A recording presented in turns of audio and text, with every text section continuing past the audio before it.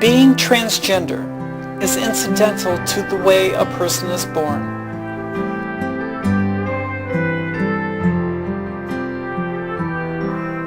Being cisgender is incidental to the way a person is born.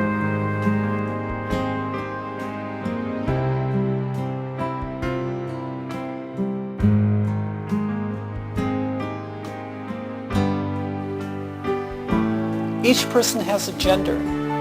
What your mind is giving you is your sense of self, a sex, how chromosomes have settled to create that which is physical, and an orientation, which helps us to know whom we are attracted to. Though much of society would like these things to align with each other in a certain way, there is no correct alignment. A person's alignment of these things is again incidental to that person's birth.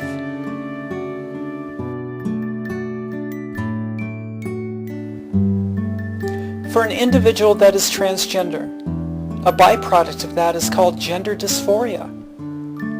Gender dysphoria is a feeling of disconnect between what that person knows to be their gender, their sense of self, and their sex, the physical body, or caused by being denied natural self-expression at an early age, and then turmoil at the onset of puberty due to physical changes. The degree of dysphoria differs from person to person, and so also what is needed to manage it.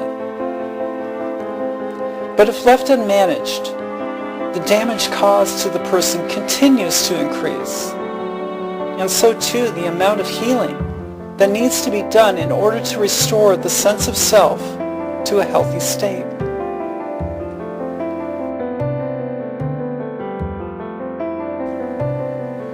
Repression of a transgender person's gender, their sense of self, is natural when it is made clear at some point that their alignment of gender and sex do not match the societal norm. It is a very normal social behavior to want to fit in. And so what is natural in the person's nature is suppressed and hidden away in an attempt to do so. This suppression is like the person fighting to swim upstream, when the mind naturally wants to flow gently downstream. This upstream fight normally starts at a young age. The degree to which the person swims against their nature depends largely on the idea of what is correct for the gender the social environment perceives them to be. The degree in which societal norms are being forced upon the child, and what the child perceives as necessary to please others in order to fit into the surrounding society they live in.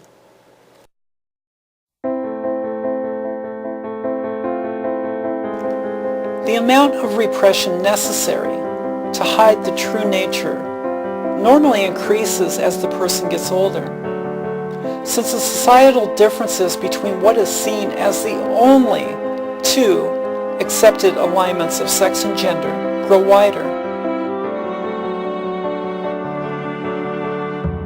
To find acceptance within the societal construct, the person has to swim even harder upstream to fight against, and in doing so, hide the true nature. With the onset of puberty, the turmoil often grows to an unbearable level.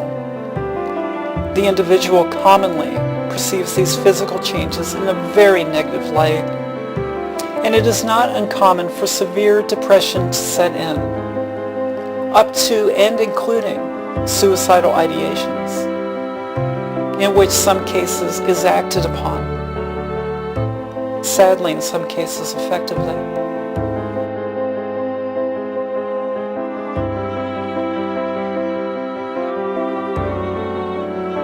It is very common for the transgender person to see the situation as being hopeless and becomes determined to deny that the true nature exists at all. In doing so, particularly in transgender females, genetic males, but also in transgender males, it is not uncommon for the individual to seek out activities they perceive as falling to the extreme opposite end of society's expectation of the gender they are fighting to run from. Within all these years of swimming upstream and fighting against nature, something has to give, which in many cases is either the crushing of a spirit or a boiling point is reached where the person can no longer fight against the true nature.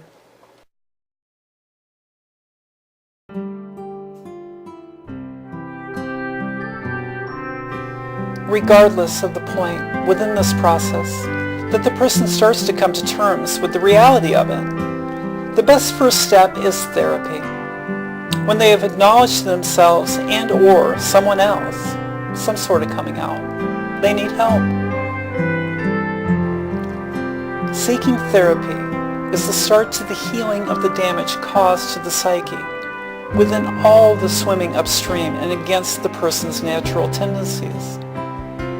The goal is to manage the gender dysphoria and to bring it to a level where a desired quality of life can then start to happen. What is needed to bring the gender dysphoria to that level has to be determined by the individual through the guidance of therapy and isn't predetermined.